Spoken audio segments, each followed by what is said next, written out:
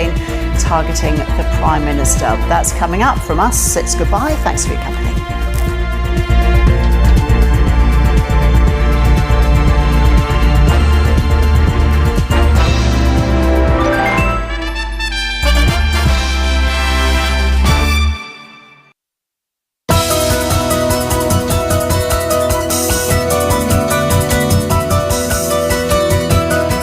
Today at the National Press Club, One Nation leader Pauline Hanson. After 3 decades in politics, her party is now a dominant force, threatening to redraw the electoral map. Today, Pauline Hanson with her first ever National Press Club address.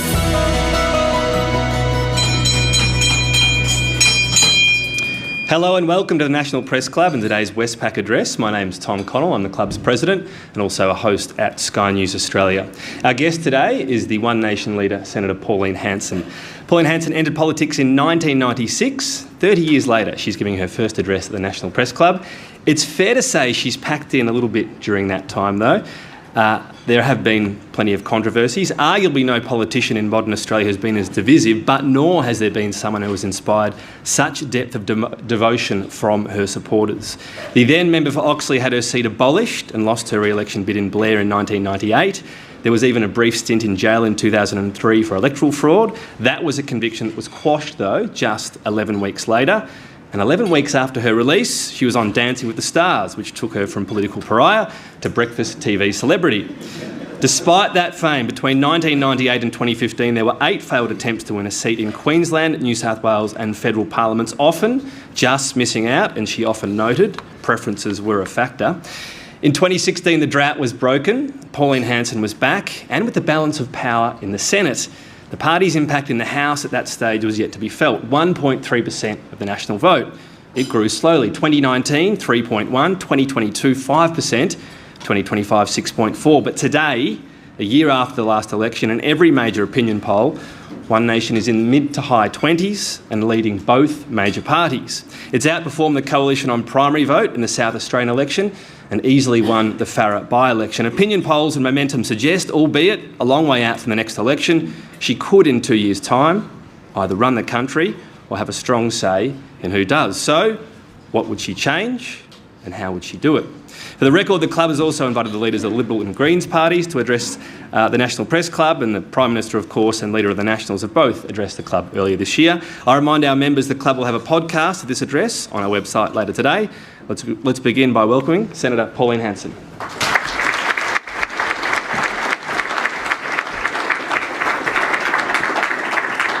Thank you very much, Tom, and thank you very much for being here. Well, first of all, I've got to welcome my team, the One Nation team in Parliament, my colleagues, my cohorts, whatever.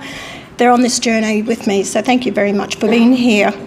Also, I'd like to welcome you, the ladies and gentlemen who've come here today to be part of this and listen to my address. Well, I am aware that I am at the National Press Club, but I am delighted that I can speak to the people of Australia, and they are the people to whom I am accountable. Just to get things out of the way too, I think it's important, is Channel 9 here? I just want to clarify that no, Gina's jet is not broken, and I didn't come cattle class, or I did come cattle class actually. So anyway, just if you're dwelling on that, what question you're going to ask me, I just want to get that out of the way.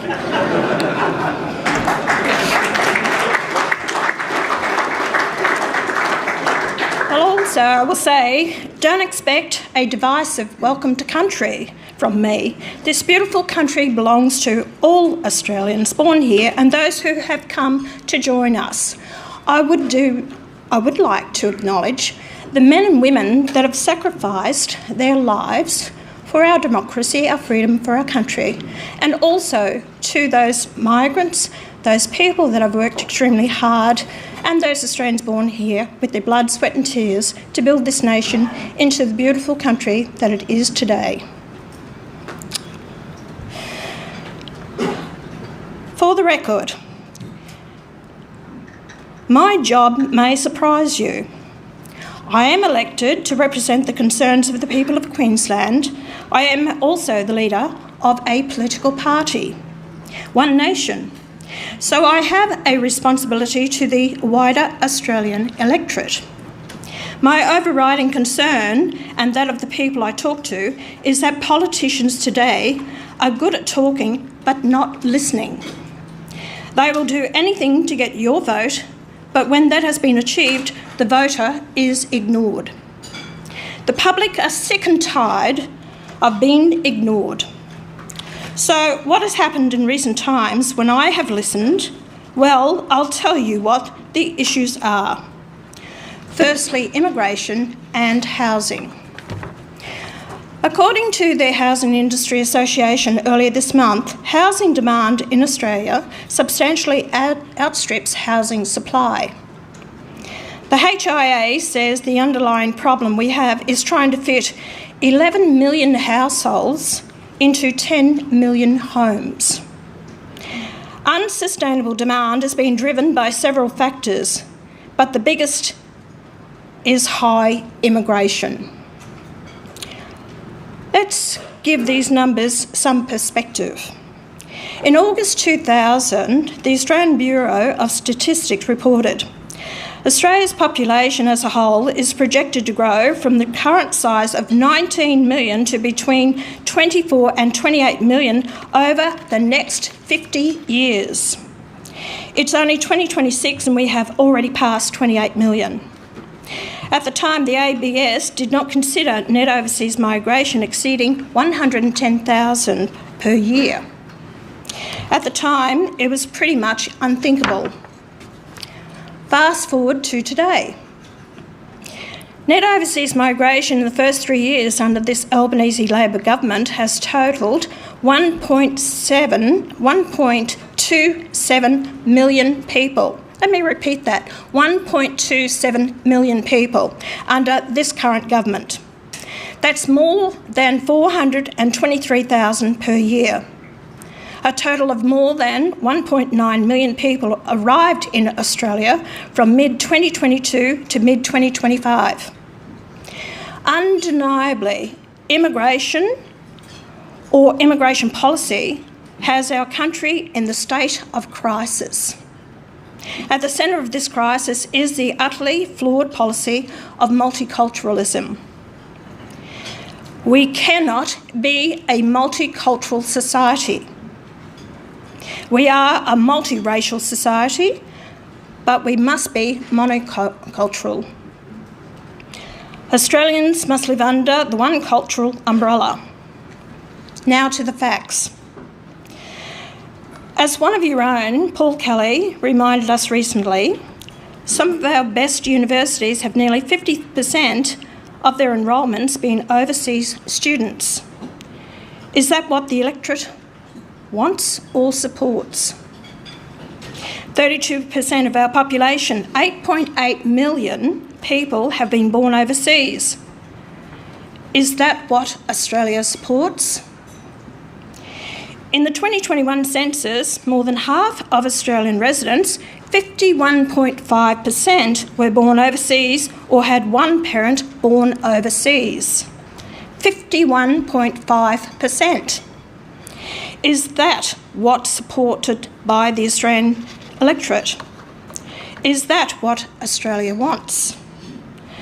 The comparable figure for the United States is 14%. Do Australians feel that the nation is losing its identity along with its values? We all know the answer to that. Let me amplify this issue of national identity and Australian values. Only a fool would ignore the growing language problem, which is a function of immigration. Again, the 2021 census showed that 1 in 4 people, 23%, speak a language other than English at home, the most common being Mandarin and Arabic. How can you generate social cohesion if people can't speak the language? In that same census, 872,000 people self-reported as speaking English not well or not at all. Under the failed policy of multiculturalism, all cultures are allowed equivalents to ours. Surely opposing that is not racist, it's common sense. My party is rightly called One Nation. It is clear what we stand for. One nation, under one flag, and proudly Australian. We oppose entirely people coming into this country and bringing with them the troubles they have left behind. Coming to this country and ignoring our values, our language, our traditions, our dress, and the fact that we are predominantly a Judeo-Christian society. It's time we woke up. Western civilisation and its values are under siege. The people to whom I speak are fed up with hate preachers in some Sydney mosques. If they hate this country, they should be told to leave. Ed Hussein, the writer, has written a book simply called The Islamist. In it, he explains why he joined radical Islam in Britain, what he saw inside, and why he left. The writer was from a loving family who taught him that Islam is a religion no different from being a Catholic or a Protestant. But he soon was taught that Islam is not a religion, but a political movement. And he learnt that, quote, Islamist groups pose a threat to this country that we, Muslims and non-Muslims alike, do not yet understand, unquote. He says, quote, I illustrate the depth of the problem that now grips Muslim hearts and minds, and I lay bare what politicians and Muslim community leaders do not want you to know, unquote. What do we do here? We turn a blind eye. Why? Because we are frightened. Well, I am not frightened, and nor is One Nation. There is no room for hate preachers in this country. If they have arrived here, they will be deported. If they were born here, they will face the full force of the law. While ever I lead the party, I will not walk away from my commitment to get rid of social cancer. But Labor has allowed this immigration catastrophe to happen in the middle of a national housing crisis. So there is a housing crisis. But the not-so-smart thinkers in the Albanese government make changes to negative gearing. If you make a change to negative gearing, investment will move away from housing. That is common sense, but common sense is not common. And what will this do to the rental market? We haven't been able to house everyone already yet Labor has been bringing more than 1,375 people per day for the past 3 years. Just 2 months ago, SQM research showed the national rental vacancy rate was just 1%. It was just 0.5% in Perth, 0.7% in Adelaide, and 0.8% in Brisbane. It was only 0.4% in Hobart and Darwin. In the same month, the median weekly rent across Australia, capital cities, reached $680. That's a $35,000 a year after tax. How many Australians can really afford that? According to the Productivity Commission, in January this year, there were more than 250,000 applicants waiting for social housing in a country that's supposed to be as rich as us. 43% of lower income renters were experiencing rental stress. Up to 3.2 million people in Australia were at risk of losing their home. Disgraceful. And we know that around 130,000 Australians are sleeping rough every night. Even the Treasury's own forecast shows housing demand will exceed supply for at least the next 5 years. 2 years ago, I tried to secure a national plebiscite on immigration numbers. As usual, most of the Senate dismissed the notion of giving Australians a direct say on policy and voted it down. During the debate, I distinctly remember Coalition Senator Paul Scarr saying, well, the issue was too complex to put to the Australian people. That disgusting comment says all you need to know about the political establishment's contempt for the Australian people, contempt for their intelligence, and contempt for the very concept of actually listening to them. I'm always listening, and that's why my policy to slash immigration reflects what most Australians want. The press might consider reflecting on this and better consider why more Australians trust One Nation on immigration policy than anyone else. The story is simple. My views haven't changed. Other political parties are simply following me.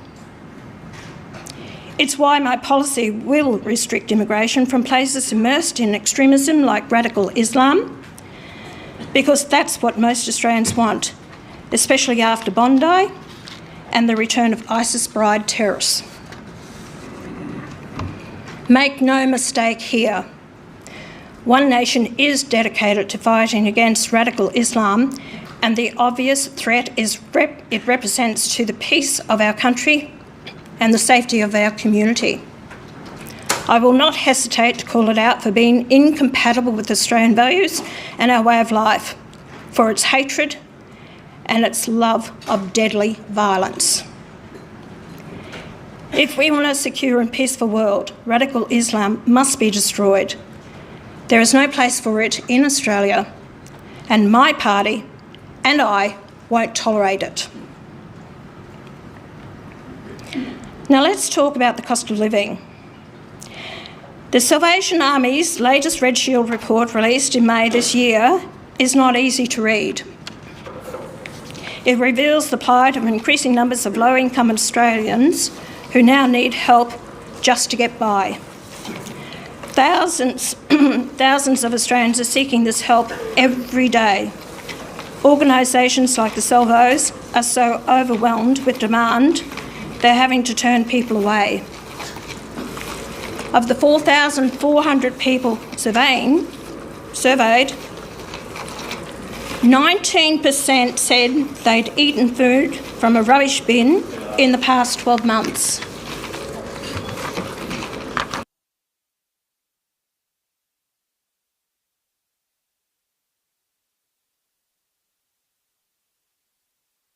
Expired or spoiled food. 91% said they had skipped meals and 32% said they do so on a daily basis. 35% said they survived on only one meal a day. 35% said they survived on only one meal a day. And 67% said they watered down food and drinks to make them last longer. 35% of parents said their children had gone to school hungry.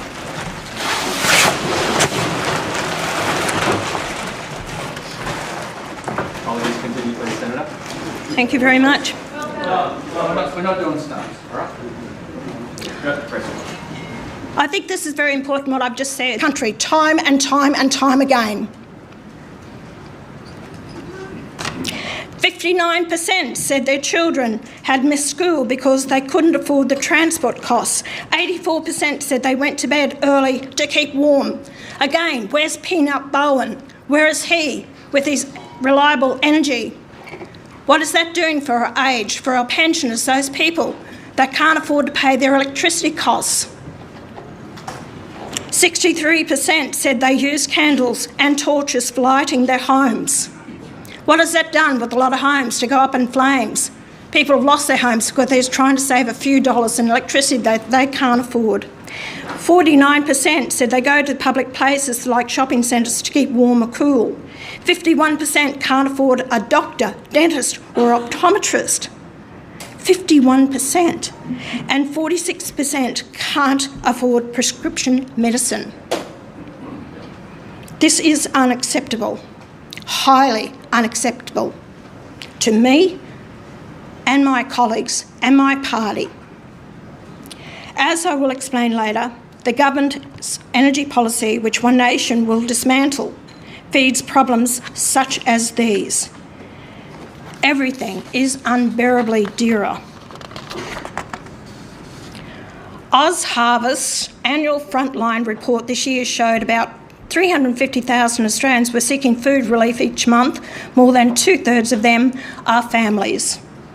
Charities report having to turn away 74,000 people each month, and every charity reports increasing demand. About 36% of people seeking relief are doing so for the first time. Almost a third of households needing relief had at least one employed person. What kind of Australia have we become? These figures are appalling and totally un-Australian for a rich country such as ours. Put bluntly, these figures derive because of one policy above all others, the hoax of global warming, which is now climate change. It has produced an increase in energy costs, which has taken Australia into energy poverty.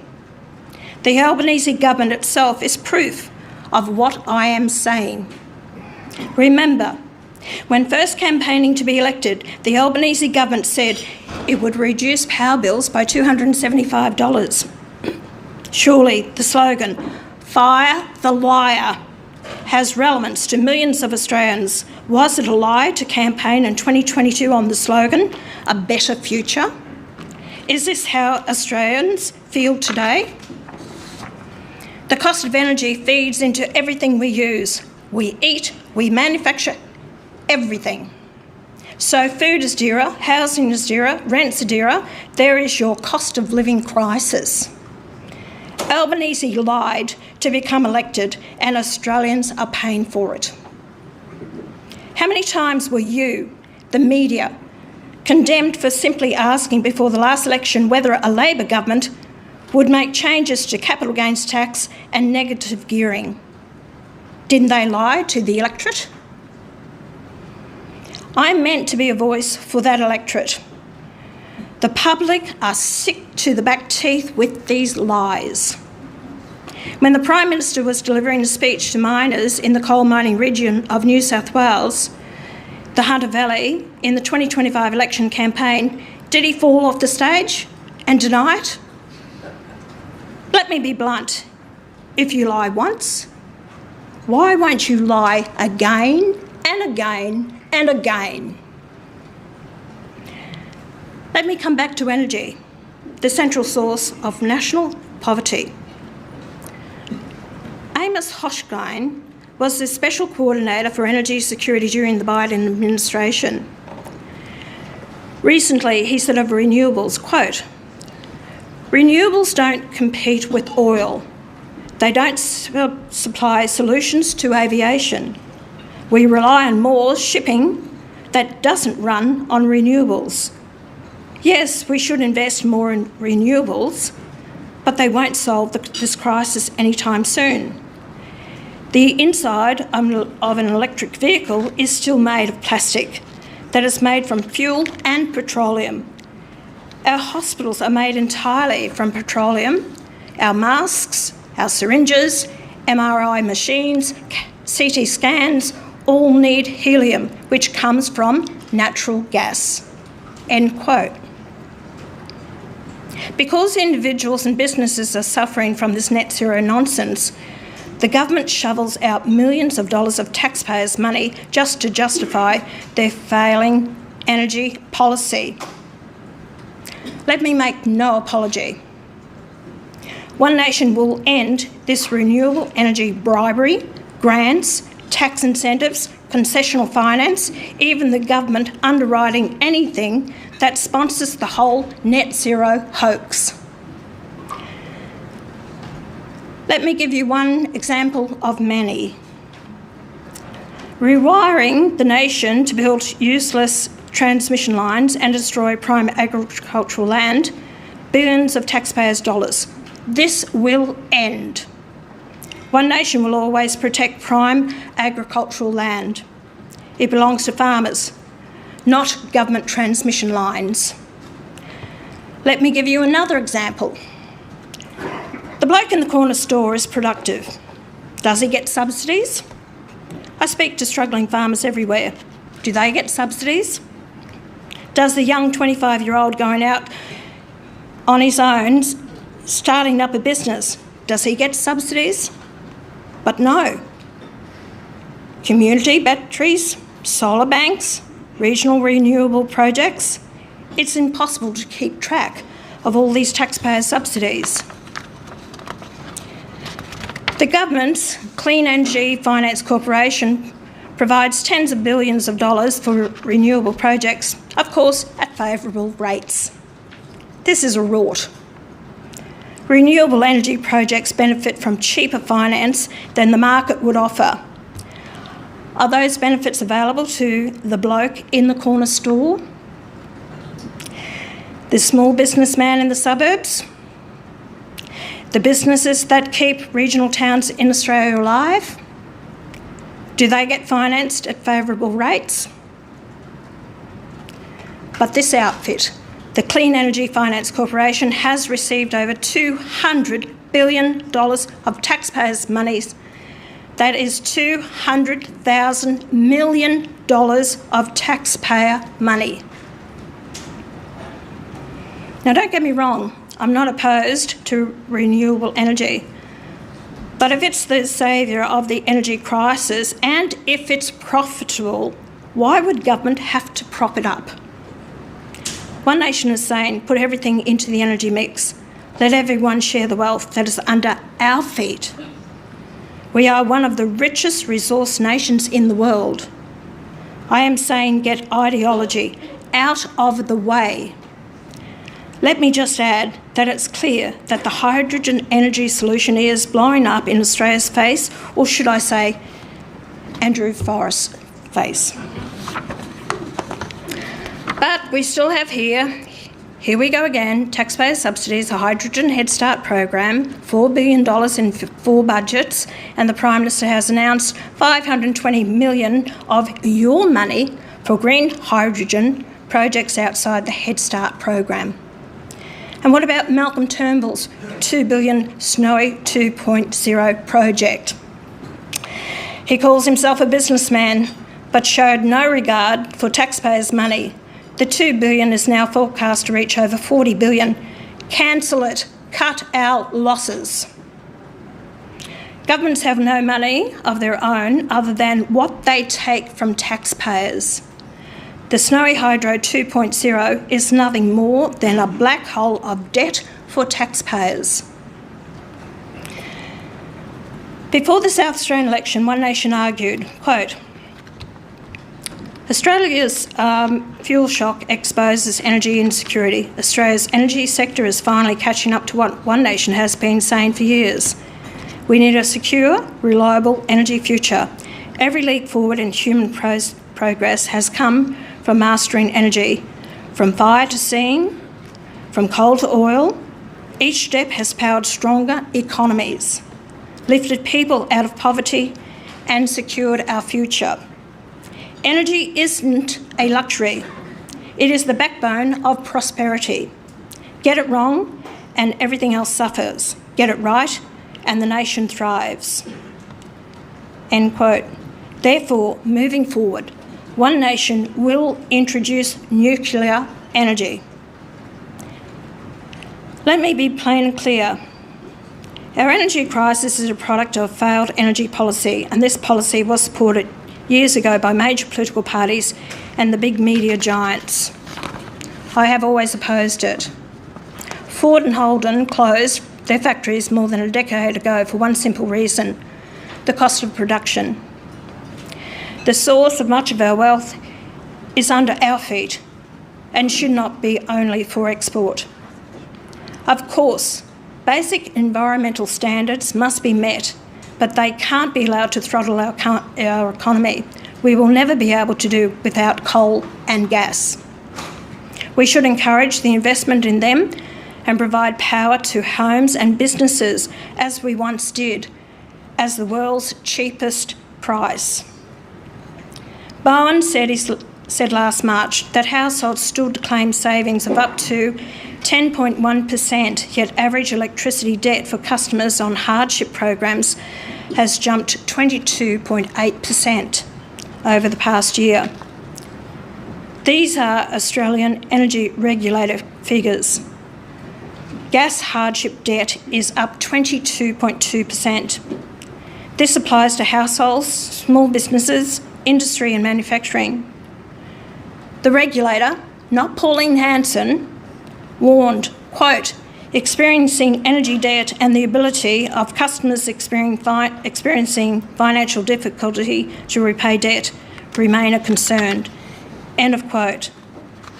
Stop blaming the Middle East. Electricity prices increased across all regions before the war in the Middle East, and there is evidence that disconnections over the coming quarters will increase if conditions don't improve. Disconnections in the first quarter of this year saw more than 6,200 electricity customers cut off. Average debt at the point of disconnection was more than $2,600. I should point out that there are now new rules to take effect from July that will prevent disconnections for debts below $500. We have just had a budget brought down, and I will not hesitate from continuing to say, especially to young Australians, that the government is not telling the truth. The Prime Minister and the Treasurer are desperate, and they keep saying that anyone who opposes the budget measures is opposing the opportunity for young people to get into housing. I am loath to call this another lie, but how else do you describe it? More than 40,000 18 to 20-year-olds will lose out to Chalmers capital gains tax. In the last 10 years, the numbers of young people making income out of assets in an entrepreneurial way, buying an apartment, doing it up, selling it, there has been a 365% increase in the number of 18 to 24-year-olds who have done this. A 351% increase in 25 to 29-year-olds, a 246% increase among 30 to 34-year-olds. So the largest capital gains cohort is younger. There are now over 215,000 under 35-year-olds who will see less income from their investments. Punishing ambitious and aspirational young people who are trying to build a future, to build wealth, to build independence, and to invest in Australia, Albanese and Chalmers are heading in the wrong direction.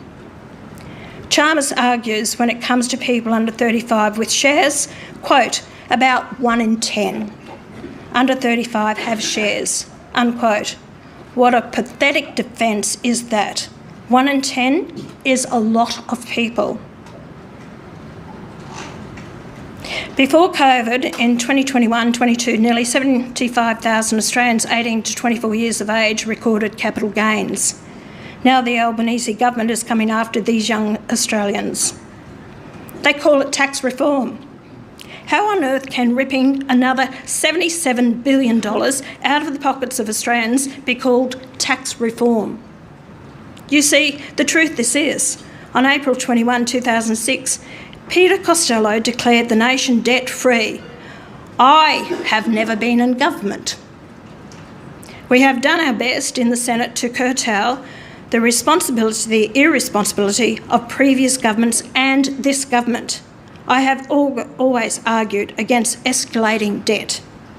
The difference between Albanese, Chalmers and me is that I actually ran a small business. They have earned their income by working for government, taking their salary from the taxpayer. In the 20 years since Peter Costello made that declaration, in that time the debt has climbed from zero to almost $1 trillion. That is, on average, $50,000 million a year every year for 20 years. Dr. Chalmers has a PhD from ANU writing about the Keating government. Well, he hasn't learnt much. Paul Keating reduced spending to 22.9% of GDP. Chalmers has managed to increase that to about 28% of GDP. Gough Whitlam was sacked for bad economic management when spending reached over 25% of GDP. Albanese and Chalmers should be sent in the same direction. Our task is simple. We must grow the national cake. If the cake stays the same size and the population increases, there is less for every one of us. Debt doesn't seem to matter to this government or its predecessors. In 2013, our debt was $257 billion. 257,000 million. Get your head around that. On the latest figures, we're heading towards $1 trillion. This government keeps spending. Spending leads to inflation, and inflation leads to interest rates going up. The IMF have warned that spending is breeding inflation. The Reserve Bank has warned that as inflation climbs, so must interest rates. Therefore, regardless of whether you've got 500,000 homes available tomorrow, try borrowing on a single income. But under this government, interest rates are heading towards 10%. Young people can't afford the deposit, let alone the mortgage repayments. Young people are the latest victims of the government's lies. Let me just say what concerned voters know. Every attempt has been made for years to silence me. In fact, there are always some people, usually a lot of people, who get offended by what I say or do, even offended by my very existence. I don't fear them, I embrace them. But many people aren't like me. In Australia today, in our democracy, the real tragedy is people are frightened of what will happen to them if they just speak up. But now they are finding the courage to embrace One Nation. But what a national tragedy, indeed a disgrace, that many people feel afraid to make their views heard. As a result, civil debate is paralysed, and the media are complicit in amplifying this fear. Many people feel that they can't indulge that essential Australian characteristic of speaking out and speaking up because the risk of speaking out is simply too great. They feel demonised and condescended, and they're mad as hell about it. It's as good an explanation as any for the earthquake that is changing the political landscape in Australia and other countries. That was the best outcome of the Voice to Parliament referendum. It showed that Australians were not prepared to let their country be taken away from them. This won't happen if One Nation is given a say in government. If I sound defiant, yes, I am. Am I committed? You bet I am. In many respects, I haven't changed, and neither has One Nation. Thankfully, Australians have woken up, for which I am grateful. After years of hoping for something different from the political class but getting nowhere, many Australians are looking elsewhere. I am a known quantity for these Australians. They know I'm not part of the political establishment that is no longer listening to them and no longer seems to care. They know you've come after me, even happy to see me put in prison. They know what you've been saying about me, and many of them no longer believe you. They've watched your first to miss One Nation's rise as a blip. As the polls progressed, they watched you confidently say it will fall apart. Then they watched as you started saying it was a concern, but only for the coalition. Later you said it was a worry, and then they watched as you actively tried to stop it with your usual double-standard attacks. Yes, I am talking about sections of the Australian media. They watched as they said the support wouldn't hold up, and with every attack our support just keeps growing. Then came the South Australian election. Our increased support in the polls was tested at an election for the first time, and we showed it was real. Then we won the Farrer by-election. For me, this was a watershed for One Nation. We had breached that final barrier. A One Nation candidate with strong credentials in David Farley won us a seat in the House of Representatives for the first time. And not just any seat, but a seat previously held by former representatives of the Liberals and the Nationals. Even after that far-left mob get-up spent more than $600,000 directly attacking me and Farrer, it just drove more voters our way. Australians aren't buying this crap from the political establishment and its media supporters anymore. But now I want to turn to one very, very important social and cultural issue facing this country. I refer firstly to the transgender insurgency. The transgender ideology has penetrated almost every regulatory authority, and it is supported by the Sex Discrimination Commissioner, Dr. Anna Cody, who, in government, I would sack. So too, the head of the Human Rights Commission, Hugh de Cresta. This transgender campaign, where a man can become a woman because he simply feels that way, or where major political parties have some difficulty in defining what is a woman and what is a man. It's worth pointing out that it's 15 years since Germaine Greer said in a debate about sex and gender that sex is fundamentally tied to the body and that transgender women are not female. She argued that undergoing surgery does not make a person female, or to remind viewers of her frequently quoted remark, quote, "Just because you lop off your penis and then wear a dress doesn't make you a woman," unquote. Germaine Greer led many people to summarise her position, not her words but mine, that a woman must have female anatomy and a person without a penis is not a man. Yet we have almost every instrument of government dedicated to a transgender ideology which seeks to redefine humanity. I am not opposed to transgender people. I am simply saying that a transgender woman should not be allowed into women's sport or into a woman's changing room, and likewise a transgender man. Yet we have the Human Rights Commission, the Sex Discrimination Commissioner, regulatory authorities, the Office of Women, and large sections of the Labor Party, the Liberal Party and the Greens unprepared to articulate the biological truth. The AIDS Council of New South Wales is a leading advocate for transgenderism in Australia.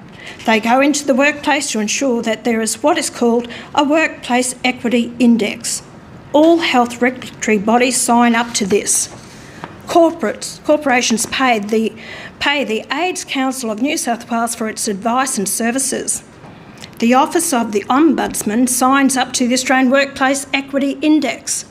This nonsense must end.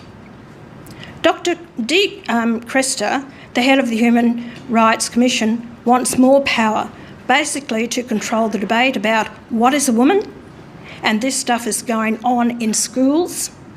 This transgender ideology is infecting all of society. It is explicitly subversive.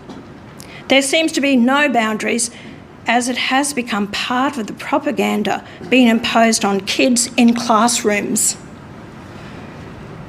Who dreamt up this title? The Australian Workplace Equity Index. I repeat, you can't find a government regulatory authority that hasn't signed up for this. This transgender movement is a militant force right throughout society and must be confronted. I repeat, through a whole stack of government authorities which the average Australian knows nothing about because they are too busy getting on with their lives, this movement, like militant Islam, is everywhere and seeks to redefine humanity and biology, and in this way change the nation It won't happen if I have any say in it. But don't expect the Labor Party to confront this real issue. They are in bed with it. Australia deserves a voice in all this. Only One Nation will provide the strenuous opposition that is needed. This whole subversive transgender insurgency must be dismantled. Senator, we're very pointed towards the question. Would you better just possibly go to your summary? I've only got a few pages left. You're right. Very important. Finally, they might give the information to the people. Finally, let me turn to the greatest economic and technical change since the Industrial Revolution, to this point ignored almost entirely by the Albanese government. I refer, of course, to artificial intelligence. AI bids to transform the global economy. It will affect everyone's lives, including their daily lives, their relationships, indeed their environment. It has the potential to dramatically affect the lives of human beings, the consequences of which may be still unknown.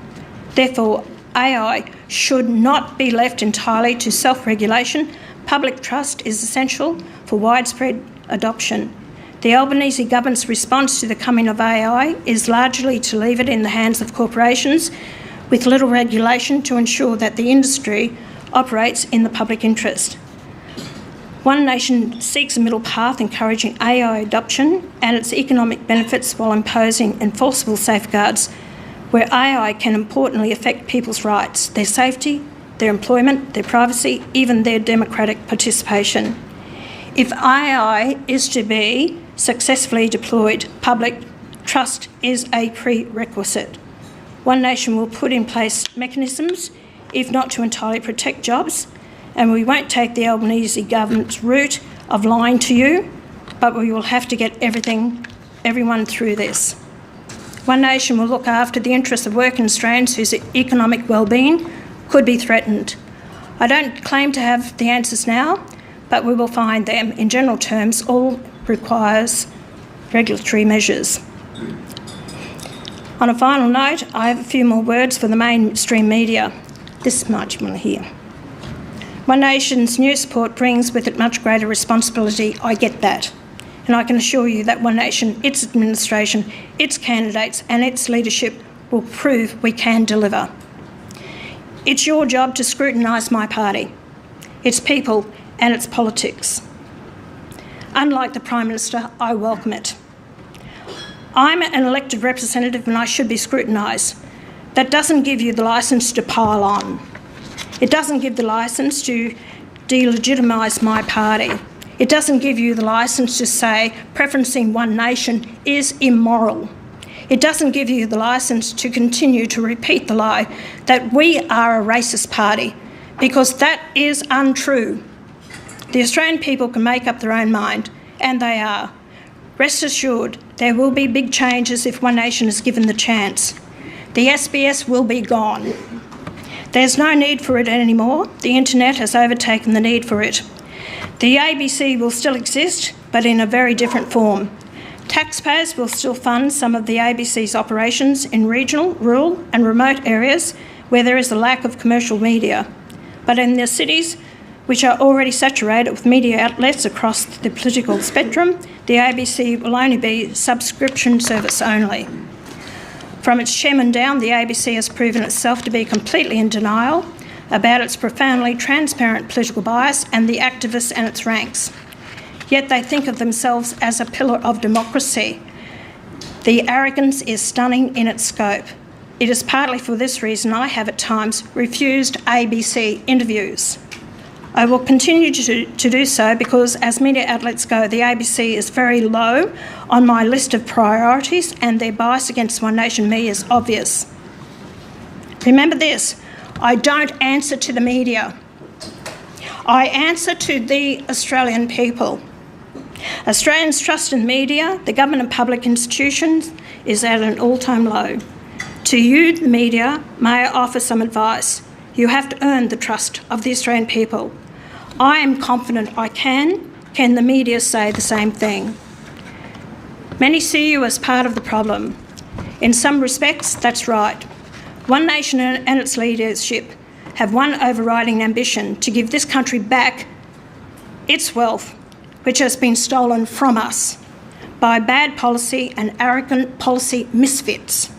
I love this country. I'm a patriot and an unashamed nationalist. I will always put Australia and Australians first.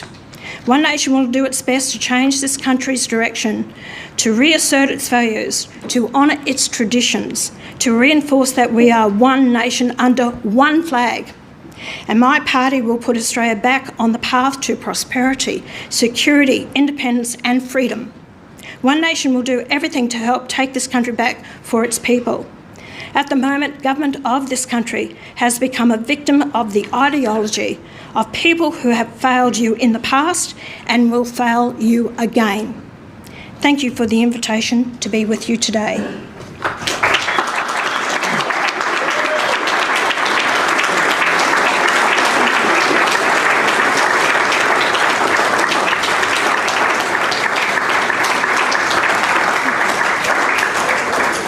Thank you, Senator. Just in case it needs clarifying, we had no knowledge of what happened here. Maybe Banksy's big in Australian politics, I'm not sure. So just tell me, is this another first? I believe it is. I believe it is. I get a lot of firsts in my life. I believe it is. So there you go. We've ticked off another one. I'm going to get straight into it. I know my colleagues are champing at the bit. You finished on the media. I might start on that. And obviously you've got massive interest in your party now. You're leading in the polls and you mentioned that scrutiny comes with that. For the next election, will you hold daily news conferences for a travelling press pack and allow all media organisations to attend? Well, I did tell you I was banning the ABC and I've also banned The Guardian as well. As I said, I'm not going to be anyone's football to kick around when you want to. I'm here I want truthful, honest reporting from the media. You will have access to me. Yes, I will. Because the public must know that we are going to answer the questions for the public, but with truth and honesty, and that's all I expect. That's all I've ever asked. Would there be a clean slate, though, for the start of a campaign, perhaps? Allow everyone there and see what you think? Well, we've got about 1.5 years before the campaign. Let's see how it goes between now and then. If you want to keep bashing me around, I don't forget. I'm like a bloody old elephant. I won't forget. A lot of questions to come. Please keep it to one. Don't respect me. Respect your colleagues instead. Michelle Grattan begins from the conversation. Senator, there'll be a lot of questions on policy, but I'd like to try and clear up one matter first. The other day, you accused the late Tim Fischer of calling you a witch and said that he wanted you burnt at the stake, or you should be burnt at the stake. Burnt at the stake, correct. He made this allegation a few decades ago. It was denied by Mr Fischer at the time, and nobody has been able to find a record, including his biographer, who did a very thorough job on a couple of editions. Tim Fischer's widow is now upset about this. I wonder if you can provide evidence for your claim, or if not, would you admit that you might be mistaken? Oh, I'm not mistaken, Michelle. I read it in the newspaper myself. And to read something like that about yourself is like, wow, whoa. So anyway, I don't deny reading it. It was back many years ago, 96, 97, I can't pick what year it was, but it was definitely written in the newspaper. Thank you. Mark Riley from the 7 Network. Mark Riley, Senator from the 7 Network. You said in your speech that One Nation will look after working Australians. Just want to examine a little of your record. You criticised minimum wage increases. You opposed same job, same pay. You voted against casual workers' rights, wage theft criminalisation and workplace protections for the gig economy, and you've argued recently again for more powers for bosses to sack workers. How is any of that helping working Australians? Well, I'd tell you, Mark, is it really working for small business out there, industries and manufacturing? And I was speaking to one business person. He said the latest increase is going to cost him $50,000 for his business. And he said, I've got to find $100,000 to pay that. He said, I'm going to have to let people go. So it is a great concern. You need to look at the other side of the ledger. Can businesses afford and pay that? I understand there is a struggle that is happening in people being able to afford and pay their bills. But there has to be a balance. As I said, I've been in small business. This government hasn't. Albanese and Chalmers haven't. You have to have a balance there by all means. Why is increased in cost of living? Because of the electricity charges. That's the main thing, which has cost us business right across the whole board. Charges there. Industrial relations, I can assure you, needs a complete overhaul because it's not working. Businesses also tell me you can't sack people these days. They're on their phones, they don't work, they don't turn up, they actually are lazy. And businesses are tied to it. They've had enough. They want change.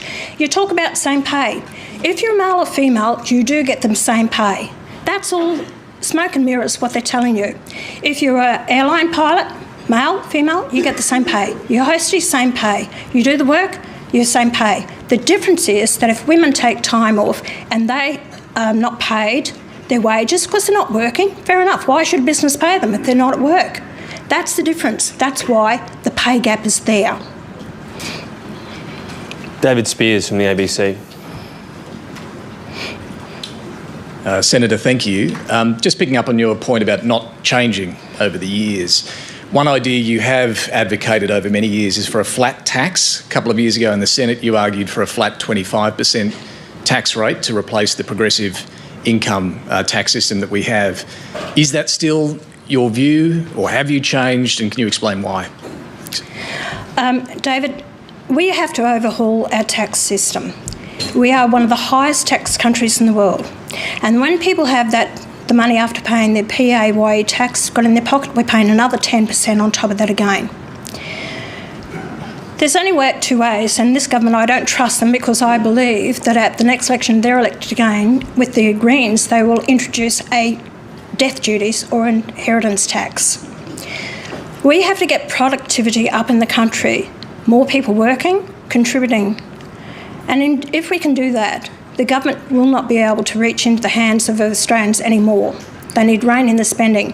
What I want to have a look at, and I'm not going to give you where my head's at the moment for tax policy, I intend to speak to those experts, economists or people that I trust have a good understanding of our tax system. But before the next election, I will introduce a tax system for all Australians, give them incentives like now at the moment we want pensioners, aged pensioners, veterans, and I am looking at students to be able to work unlimited hours, and they can then be taxed on that, but it doesn't affect their pensions or the healthcare card. I want income splitting.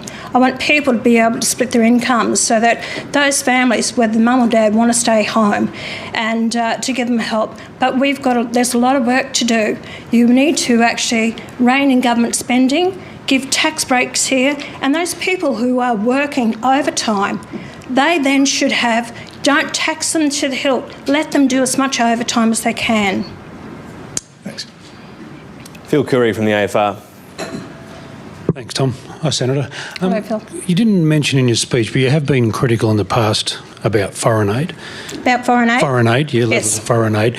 Over the past decade or so, as we've seen the sort of rise of China in the region, and governments here of both persuasions, Coalition and Labor, have increasingly relied on aid as a form of soft diplomacy, especially in the Pacific, to push back at the incursion, if you like, of China.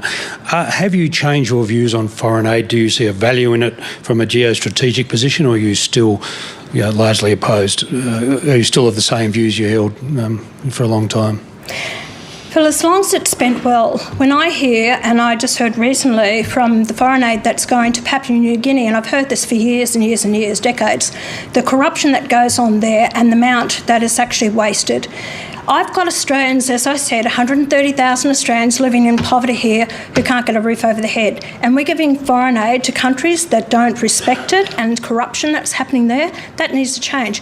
You talk about the Chinese. The amount of money that we've helped with our Pacific partners, and we've given them foreign aid, only still allow to the Chinese to come in there, their Belt and Road projects, the ports that they're building, that's like they've said to us, up you, we're actually going to just, take the Chinese and have them here. There has to be give and take. If you want Australian hard-earned taxpayer dollars, well, there has to be, you work with us.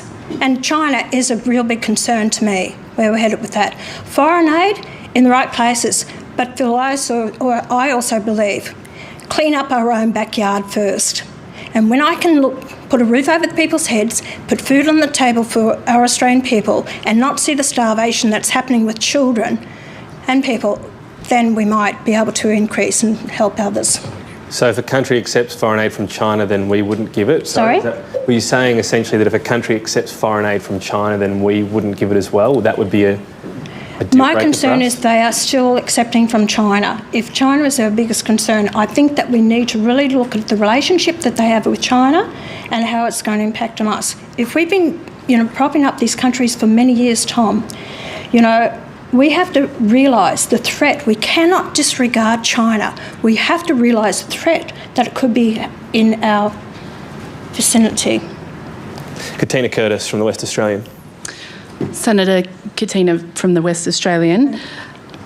You said just before One Nation's candidates and its leadership will prove we can deliver. You've clearly been professionalising the party structure. I'm wondering if you can walk us through how you are going about vetting candidates and staff. Does it go beyond police checks and looking at bankruptcy records? And what are your red lines for who you'll hire or who you want to represent you? We've stepped up the vetting process that we have at the moment. So they go through a whole vetting process, even an international vetting process, plus what's here with their Facebook pages, what they put, what they've said in the past, and are they really compatible with our policies and do they believe in what we're wanting to achieve and do? So that's a process that we're going through. Unlike, we are... I think One Nation's scrutinised a hell of a lot more than any other political party, and the focus has always been on us. And you really need to have a look at the other political parties, the problems that they've had over the years. But don't forget that I've only been back running this party again since 2015 in the elections that we had. We didn't have the big machine behind us. So we've actually had to build that. And over that period of time, I've got the strong foundations now. We've improved our resources. We've actually got more people on board. We've now have got some time behind us of that last 10, 11 years. Greg Brown from The Australian. Senator Hanson, you mentioned in your speech that Australians were getting hit by high interest rates. What could we expect from a One Nation government's relationship with the Reserve Bank? If you think rates are too high, will you be pressuring the Governor and the board to cut? And in a more general sense, would you seek for a One Nation government to have a greater influence over interest rate decisions? You can't. The RBA is totally different to the executive of the government, right? So you shouldn't be influencing and telling them. What the government has to do is pull their heads in with their spending. I'd get rid of the Climate Change Department, the Aboriginal Department, and also those duplication of some of those with education and the health departments that are duplicated with the states. We can cut a lot of spending. NDIS needs to be cut back. But what the government is doing now, they're actually going to reduce it by 160,000 Australians. Some of those possibly really do need that help and assistance with NDIS. They're going to deny them. So what we need to do is go after the rauters, the scammers, the people that are ripping off the system to pull back the cost to the NDIS, which is about $52 billion now at the moment. They've done nothing about it. This government did nothing about it. Well, I'll give credit to Bill Shorten. He was the best minister. The previous government under Stuart Roberts and Linda Reynolds were hopeless in this area. So you wouldn't replicate what Donald Trump has been doing in the US in putting pressure on the Fed to cut rates? If you actually rein in your spending, interest rates are going up as connected with the inflation. If you pull in government spending, stop wasting the dollars and pay down our debt, that is going to not reflect on the RBA, get prosperity up in the country. Where is our small businesses? 50,000 have closed under this government. Over 1,400 industries and manufacturing gone. Jobs are going to be gone. So the way they've run this country, they've run it into the ground. That's why the high inflation, and that's why we also have interest rates going up. And the governor, she doesn't want to put it up, but the writing's on the wall that they can't keep it down. One of the government waste initiatives is withdrawing from the UN. I think it's a few $100 million. The commentary on that is that well, every recognised country in the world's part of it, no one's ever withdrawn, but we could lose shipping rights, aviation links, passports wouldn't work at swipe gates, visas might take weeks or months. Do you think Australians want that to happen, to save a few $100 million? The average Australian out there, yes, they do. Look, Tom, what it is with the UN, we saw the control that I feel that we've lost control over our country. You know, you can work with other countries by all means, but I believe in our own sovereignty. I believe in our own governments. And I don't believe that we should be dictated to the UN or other countries. If you don't do this, we're going to put restrictions on you and we're going to tell you what to do. I went to the European Union and I spoke to them over there, and we were asking about, you're going to give us a free trade deal for Australia. And you know what they turned and they said to me, and I asked the question, they said, not until you actually comply with climate change policies. So it's basically, you will do what we say. That's not the country that I want, Tom. You work with other countries and you try and do right. But my duty is to the Australian people. So are you looking to, for example, renegotiate shipping lane rights with every country in the world? And no, I'm not talking about that. Rights? Tom, I'm not getting into Tom, I'm not getting into that now with that, about shipping rights and all the rest of it. So what I say, we need to look at where we are with the United Nations. And I'm telling you, I'm a person that wants to govern our own country, go down the path that we want to, and I've seen that we've been dictated to on too many occasions, and people want their sovereignty back. I wasn't saying you want to do that, but that could be a consequence of pulling out from the UN. But Tom, you know, let's see what happens at the time. Where it's at least 2 years down the track. Okay. James Massola from the SMH and The Age. Thanks for your speech, Senator, and also for your appearance here today. Hope we see you back here soon. A simple question for you. Reflecting on your speech, your comments about migration and multiculturalism and what have you, is Australia in danger of being swamped by Muslim migration? Not if I got any say in it, won't be. You think that's happening now, though, Senator?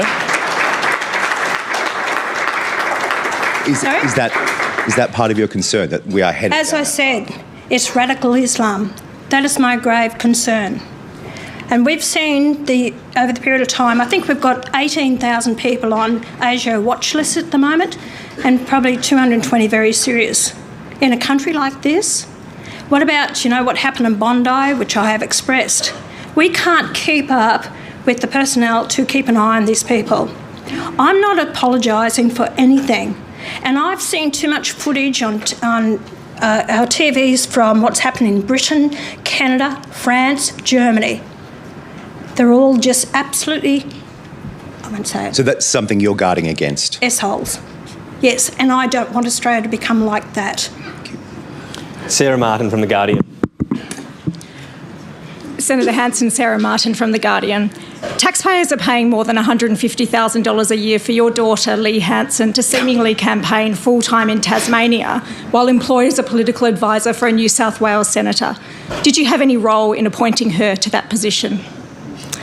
Honestly, you never give up. I've never seen a person that's such a trashy journalist, you know, and what you put out all the time, you've got this obsession with constantly trying to pull down myself, my party, or Mrs. Reinhardt. Whatever you do, you will be banned from my answering. I'll answer you this question today, but I'm telling you now, don't come near me for an interview in the future, because of 25 of your articles, it's always, 28 articles, is constantly bashing One Nation. You don't research properly, you don't know your information, and you will put out lies about me. Well, I've had enough of that. But I'll tell you that, no, I didn't get her that job. She got the job on her own merits by someone who actually wanted to employ her, her abilities, her skills in HR, her abilities in working for the Tas University for 8 years, and was head of a department down there. So my daughter is very capable of doing it. And if you're very concerned that she might end up in the Senate with me, if I'm fortunate enough to get elected by the people of Queensland, you're going to have a lot to write about then, aren't you? So you had no role.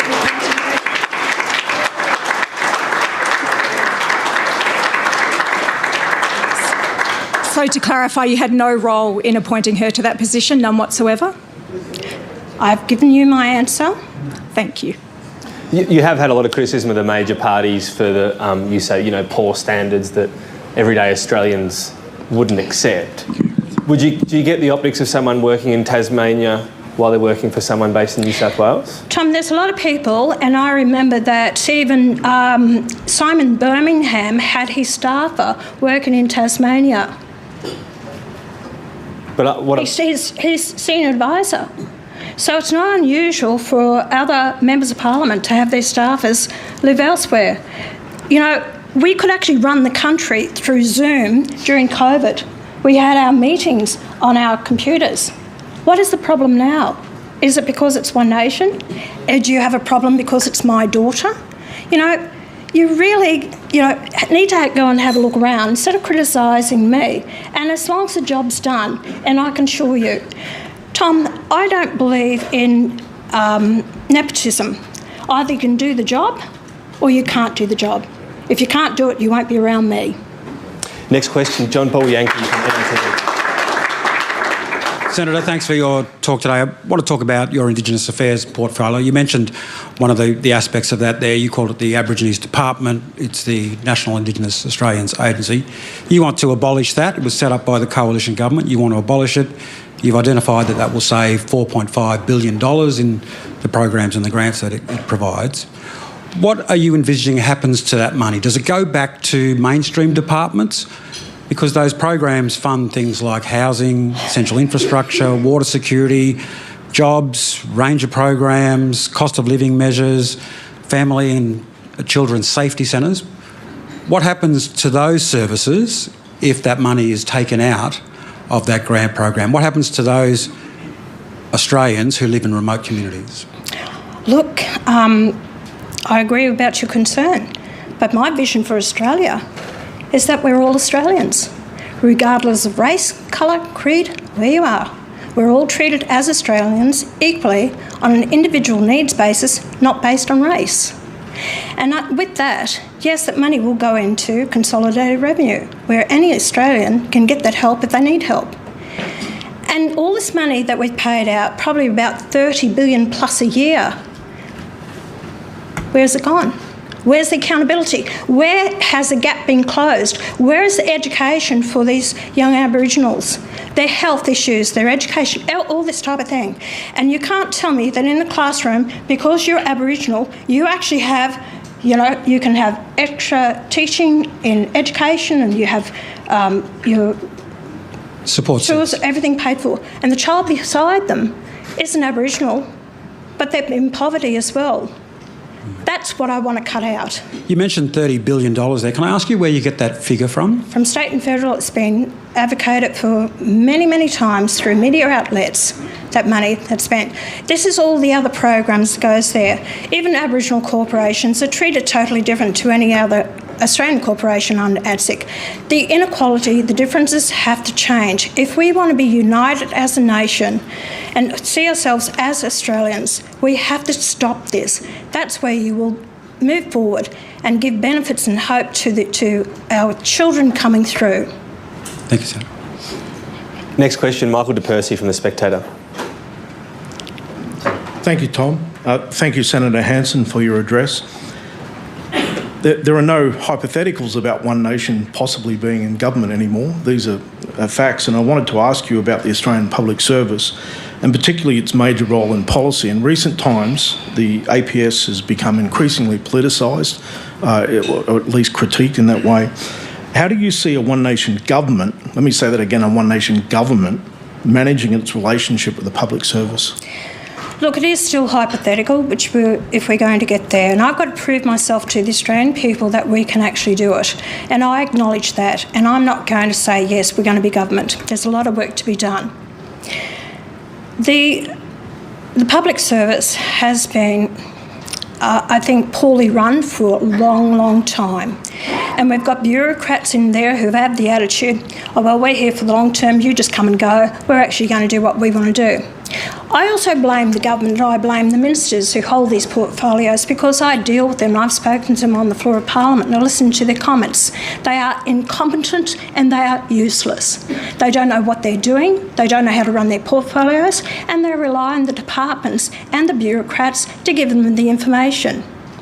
I want to run a government that the ministers, will be across their briefs. They will know what they're talking about. They will tell the bureaucrats what's going to happen. Under One Nation, we will go in there and say, right, we'll get legislation passed. This is what we want to do. We'll go to the departments and heads and say, this is it. This is how you run it. Not the other way around. Thank you. Dana Daniel from the Canberra Times. Thank you, Senator, for your speech. Dana Daniel from the Canberra Times. You launched a Canberra branch of One Nation in November, but I don't believe it's held a meeting. No members have been allowed to speak to media. I'm wondering whether you have an active supporter base in the ACT. And Canberra cops a lot of criticism from Conservatives. You've spent a lot of time here in your career. How do you rate our nation's capital?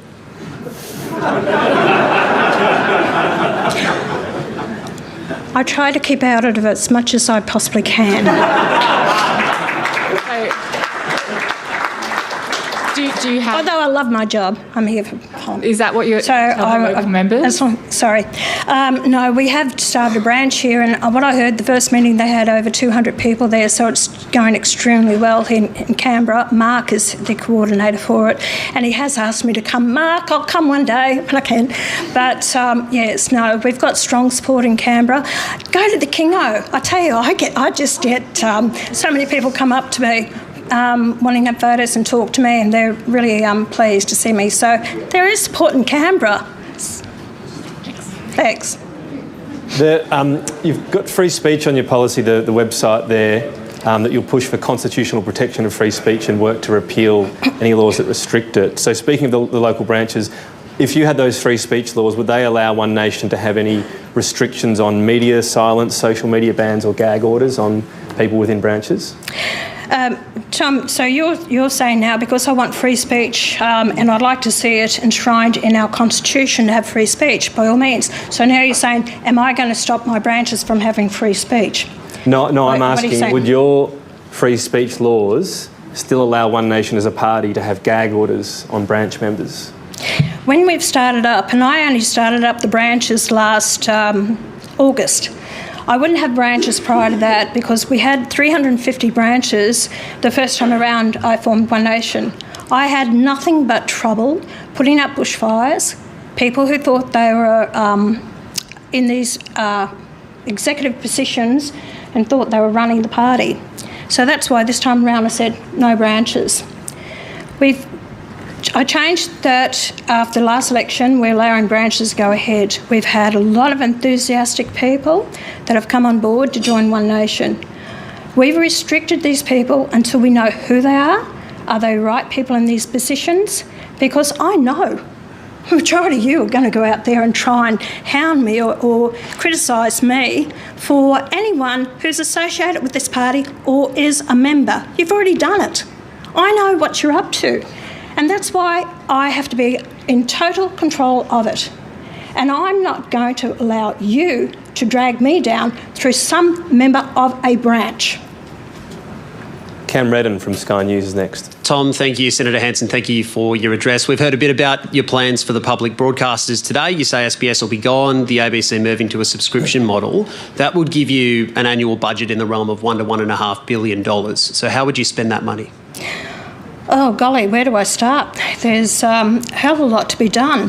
If you look at, my speech focused on the homeless, the people out there that are living in poverty. We have to bring down prices. We really do. It's to ensure those people look after these centres like the Salvos and the other ones, Red Shield and these ones, to be able to provide for families out there that are really struggling, doing it tough. Ensure that kids going to school have a pair of shoes, have a uniform. It's just trying to help out the cost of living until we can pull back on the budget and, have more money there. These are things to cut back the budget. So you'd link those to funding from the ABC going into homelessness support? That's one area that I would like to help Australians, that we can. We've got $1 trillion debt. I've also got to look at pulling down that debt. We're spending about $50 billion a year. Can you imagine where we can spend that $50 billion a year in hospitals and schools? I've even got people out, wanting beds in hospitals around the country. We can't even get doctors out there. I've got a program that I'm looking at the moment that we can get 600 extra weeks out of doctors for over a 4-year program of $10.4 million. Part of the money will go to that, to get doctors in rural and regional areas. There is so much to do. The problems that are constantly faced every day from Australians. Where is the money going to go? Well, I'll sort that out with my team. The members of Parliament that I have around me, they will come to me with where money needs to be is a priority, not to buy votes out there, but a priority to help the Australian people. Thank you. Charles Croucher from the Nine Network. Hi, Senator. Charles Crouch from Nine, and I too like to travel cattle class. You mentioned your support for nuclear power. Currently on the website it says the One Nation's policy is for one large-scale reactor to be advocated for on the East Coast somewhere. Will that be enough, or do you expect there needs to be more than one nuclear reactor?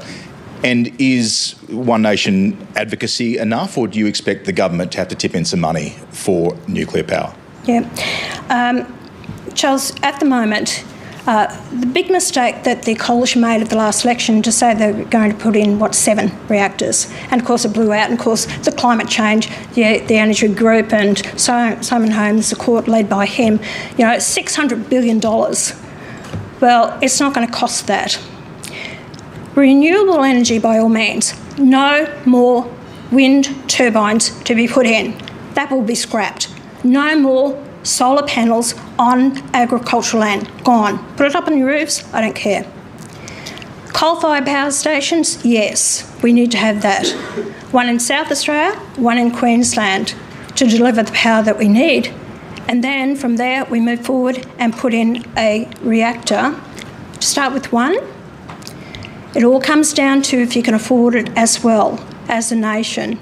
And I'd like the reactor to go on the East Coast. Build one and deliver the power. The more we can get power out to the people, we will increase industries, manufacturing, and relieve the energy cost on people. And that's the government would build that would be publicly funded? If we can get private investment in it, we will look at that. But I'm not making that decision now. This is all on the table. Thank you. Thanks. Anna Henderson from SBS. Thank you. Anna Henderson from SBS. Thanks for taking our questions. Your party platform commits to roll back abortion rights in Australia. So can you give us a sense of what you think should be the gestational limit for abortion? It's a discussion that needs to be held with the Australian people, but I can tell you, to abort a baby the day before birth is abhorrent and disgusting. And that's what I oppose, and that's what many, common sense Australians believe. So I'm not against, people in circumstances, women that need to have an abortion for medical reasons, for some circumstance.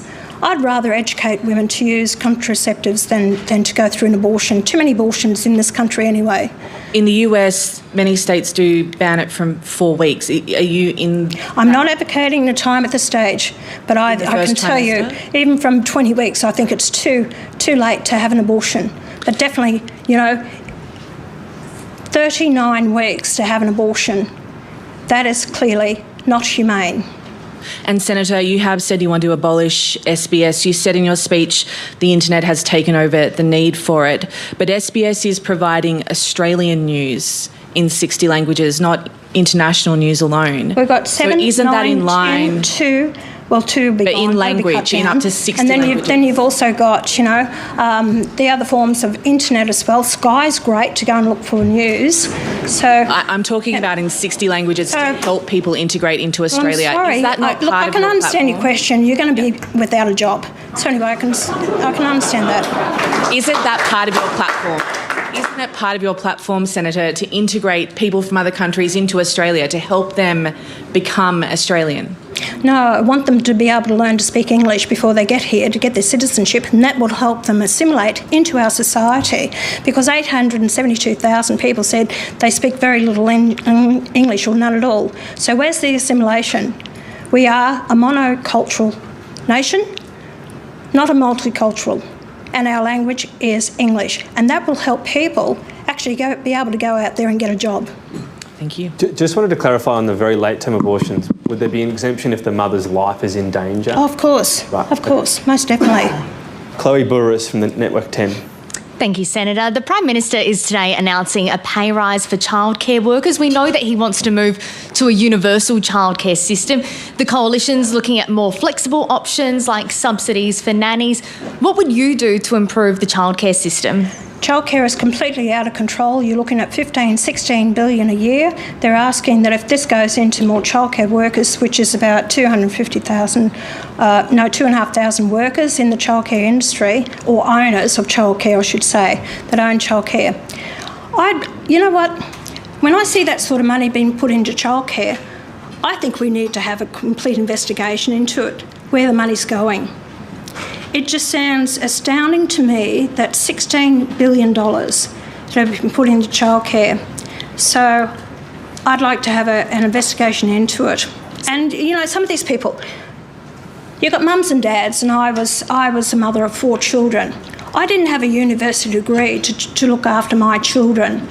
Why do we now expect these childcare centres to have students or people with some sort of degree to look after a child? It's just got out of proportion. It's just ridiculous. And as far as, yes, we need to look at other ways to help those mums and dads to be able to afford to get a childcare. And if the money goes with the child, with the parent, maybe that would help, rather than these childcare centres, which, you know, families are struggling to get their children into. So ideally, what do you think the childcare system should look like then? I'm not going to be policy on the run. It needs a full investigation into it. Where is the money going? Who's utilising those services? Do they require those services? Because it's costing the taxpayer, like I said, $16 billion. And you think the pay rises are unnecessary? I can't say whether didn't they get a pay rise just not so long ago? You know, like I said, pay rise. Who pays for it? The taxpayer again. Nathan Schmidt from NCA Newswire. Thank you for your speech, Senator. You've spoken in the past about the need for Australia to have fuel sovereignty and self-sufficiency. The reality is any hope of that is quite some way away still. You've reiterated this morning your position on Muslim migration. How would you explain your position to countries such as Indonesia and Malaysia, which we have lent on quite heavily over the past few months for fuel and for fertiliser as well, and might need to do again in the future? So just clarify, it was still a bit hard for me to hear. So you're saying we're relying on Indonesia and Singapore. Well, the fuel comes through Singapore on what? Fuel and fertiliser? Well, we've relied on our Muslim majority neighbours in recent months for fertiliser from Indonesia. Isn't it a shame? Isn't it a shame? We've had, 7, 8 oil refineries in this country with less population than what we have now, and yet we've allowed it dissipate, and governments have got rid of it. But it'd be some time before that position could be rectified. Correct. So you still do what you need to do to get the supply into this nation. Why haven't we got our own fertiliser? Why aren't we down there? There was a fellow in Victoria. He went to the state government there and he wanted to set up a fertiliser plant. He went through it for a couple of years with them. And guess what? It never happened. He then had to go over to New Zealand after trying to deal with them for 2 years to have this industry set up. And that's the problem that we're having now. If anyone wants to set up industry or manufacturing in this country, it takes them years to get approval for it. That has to stop. We can't keep doing this to our industries. We've lost so much in this country. There's no investment in Australia anymore. People don't see this as a future here at all. We've got problems now with Japan and South Korea who are actually saying, about is there predictability in Australia to do business here? We rely on a lot of that investment in Australia to give us the dollars to run this country. Poor management has got us in this situation. When it comes to the refineries, when it comes to actually oil, and I'm saying dig, baby, dig. We need to utilise our resources here in this nation to build the wealth again that we can deliver the services to this generation or future generations. We're very short. Sorry, Nathan, final question from Jason Koutsoukis, who's going to quickly find his way through these stacked tables here. Senator, your former party leader in South Australia, Jennifer Game, won a summary judgment against you in the Adelaide Magistrates Court last week for $15,000. Why did she have to sue you to recover what she says were ordinary campaign expenses? She was a former party leader, right? Let me just tell you the facts. She put in a claim of $30,000, which wasn't acceptable and didn't meet the criteria of the party, like many other candidates put it in. So because she wasn't happy with it, that went through court. So she only got $15,000 out of it. She was asking for 30, but she only got 15. You talk a lot about the big two parties. There's an easy way to be more transparent than them. You could commit to telling us, the voters, I'm not just a journalist, the voters, how your campaign will be paid for before it happens, so release your donations if you like. Would you do that and show everyone that you're more transparent than the major parties? So you want me to act differently to the major political parties? I've just said it's clearly they don't do it. They don't do it. This is a high level. I'm just asking you can show them, hey, I'm more transparent than you. Hold on a minute. Didn't we have Fire the Liar last week? We actually got donations from the Australian people. Now, I got an audit done and I put it up there for the people to see, didn't I? Where's Albanese's? Where's his fund? Where was he up front and showing the people what money was donated to his $27 fund and where that money came from? Need to know?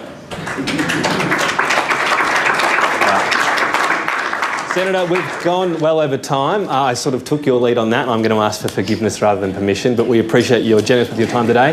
Ladies and gentlemen, please thank Senator Pauline Hanson.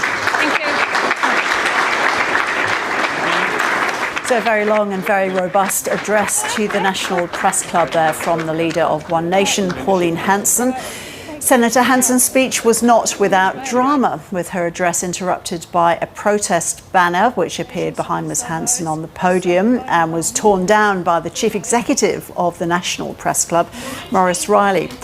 The speech itself covered issues including immigration, housing, transgender rights, government spending, energy. One Nation leader announcing that the party would introduce nuclear energy.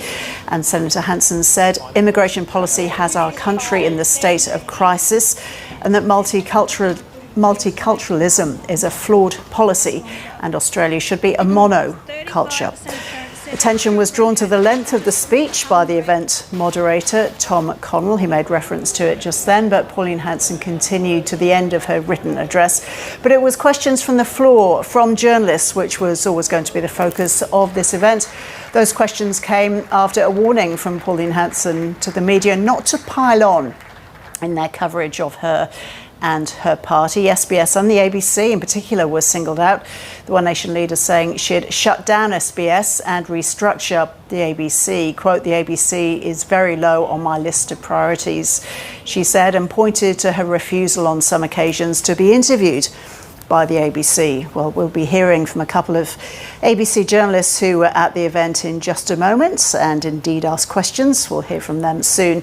But a reporter from The Guardian was also robustly challenged by Pauline Hanson in response to a question about her daughter. She called the journalist trashy and has said we'll be speaking to our national political lead, David Spears, he who asked the question, and our national affairs correspondent Jane Norman about the event shortly. They're there at the press club and are making their way over to the broadcast spot right now. And while they're doing that, let's look at some of the other big stories of the day.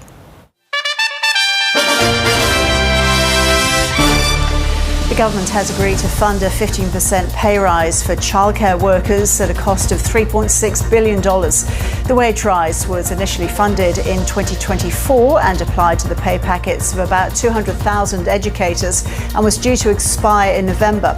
Childcare workers scrapped a plan to walk off the job in July following the announcement. Two more men have been charged with kidnapping and murdering Chris Bagsarian in Sydney's north. The pair, aged 19 and 21, have been refused bail and have had their matters heard in court. The 85-year-old was taken from his home in North Ryde in February in a case of mistaken identity. His remains were found near a golf course in the city's northwest 11 days later. The owner of Kiss FM, ARN Media, has agreed to settle Kyle Sandilands' wrongful termination claim before it got to court. The owner will pay the radio host $12 million and take a cut from his new solo venture as part of the agreement.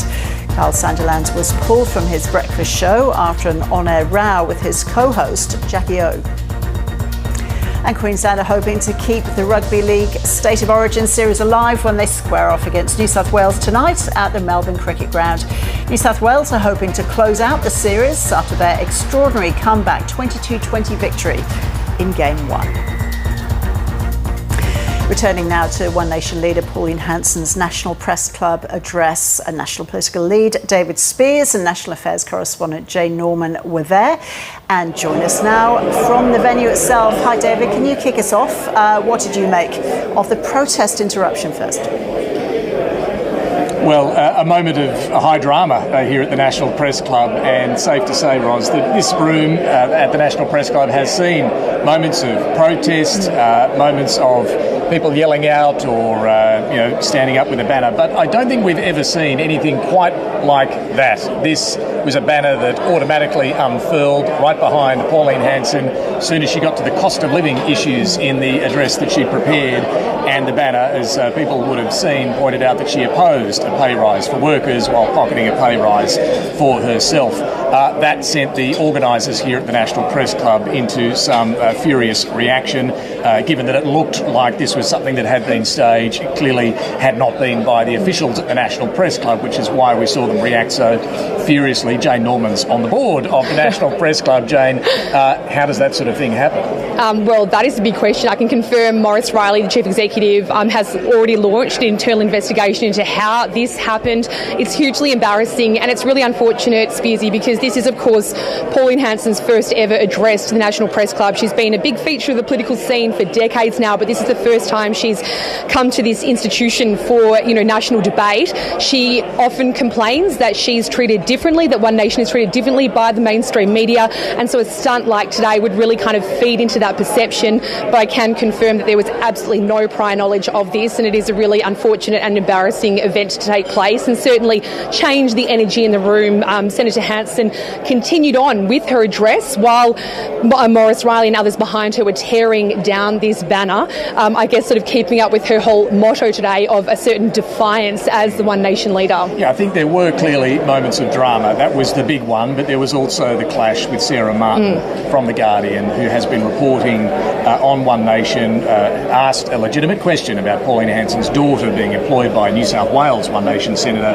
but effectively basing herself in preparation for a campaign in the Tasmanian Senate race. She called her a trashy journalist. Sarah Martin, for the record, is anything but. She is a highly respected journalist, has worked at a range of outlets, but is now focused on the beat of covering One Nation. They were the moments of drama. There were plenty of moments of defiance. There were moments of policy comfort that you saw on migration. Pauline Hanson very comfortable on that front. But there were also moments of policy vagueness and policy confusion on things like, well, at the end there, the childcare pay question today, but on her approach to paid parental leave, the question at the start from Mark Riley around whether she really does stand for battlers. She suggested there's a need for an overhaul of industrial relations and suggested that the reason women aren't paid as much as men, they take time out of the workforce, left a bit of a question mark at least over her support for paid parental leave, tax policy as well. There, you can see, once we get to the detailed questions from journalists, where the gaps still are in the policy, the work that still needs to be done. Having said that, Jane, on migration in particular, no surprise, this is where Pauline Hanson devoted the first part of a very lengthy speech today. Yeah, it was. An average press club speech is about 60 minutes. Oh, it's about 30 minutes rather, but this one went for nearly 50 minutes, and certainly a good chunk of that was about housing, which she directly links to migration, and some very, you describe as divisive rhetoric. Pauline Hanson describing immigration as a crisis, saying Australia is losing its identity and that Australia cannot be a multicultural country. She again went after what she describes as hate preachers, preaching preaching radical Islam, saying that is a social cancer. So these are, this is really sort of ramping up the rhetoric on this and linking that directly to the housing debate. And we know that this is certainly an issue that she's having some success in, influencing the way the two major parties are approaching immigration, because she says voters are mad as hell, they're too afraid to talk about this, and that's why she is. Yeah, and explicitly stating, yes, we've heard it before, but here in this forum, at this speech, that she's never addressed, had this platform before to say that we cannot, she cannot support multiculturalism, that we should be a monocultural society. It's a very, very big shift. For decades, Australia has had a very non-discriminatory multicultural policy, but she's signalling she wants to change that. And this is where Labor thinks Pauline Hanson and One Nation will hit a demographic wall, if you like, electorally, that there are just too many seats that will not cop that sort of rhetoric. So we will see whether there is that sort of... And she actually pointed out some of the stats that we know about. Half of Australians are either born overseas or have a parent who's born overseas. She stated that a quarter of Australians speak either Arabic or Mandarin. These are Australians who vote as well. So instead of pointing out these statistics, she might be appealing to some voting segments, but also alienating and isolating other parts of the electorate. And also, we've heard before, but again, for the first time on this platform, abolish SBS, keep the ABC in regional areas, but make it a subscription model in the cities. So you'd have to be paying to watch you and I right now, Jane. But look, this isn't something new that we've heard from Pauline Hanson, but to do it in front of the media, but also to take a more broad potshot at the media there for the pylons, as she put it, and keeping open the option of restricting access during an election campaign, I thought was interesting as well. Good thing that she's fronted up here at the National Press Club. That scrutiny is always a very good thing to see. Whoever the politician is, will we see that in an election campaign, or will it be a restricted access only election campaign to people who, she's happy with their reporting? That's what we're witnessing right now, if you look at the polls, a real rebalancing or a shifting the political landscape where it's no longer just a two-party system. So that's why we're asking these questions. It might still be 2 years out from the next election. That's a very long way to go. But if Pauline Hanson does maintain her polling, then she is a real player in terms of treating One Nation as we would Labor or the Coalition in terms of an election campaign. So that's kind of why these questions are being asked, but she's leaving that open. Bottom line, will today help or hurt when it comes to the momentum clearly behind One Nation and the rise that we've seen in the polls over the last 6 months? Look, we will see. Always hard to make political predictions. A few clashes with the media, the protest banner unfurling. I don't think that will harm Pauline Hanson at all. I think focusing on migration has been a success for her to date.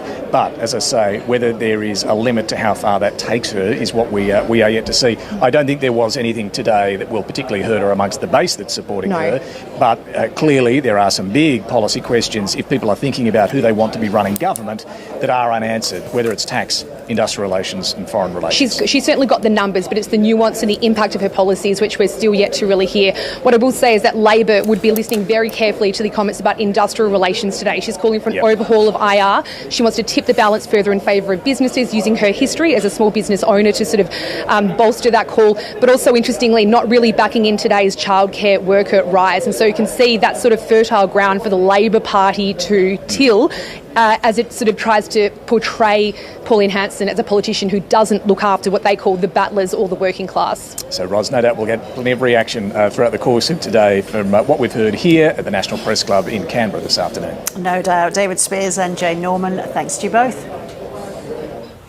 Turning to other news now, 2 more men have been charged over the kidnapping and murder of Sydney grandfather Chris Bagzarian. The 85-year-old was taken from his North Ryde home in February.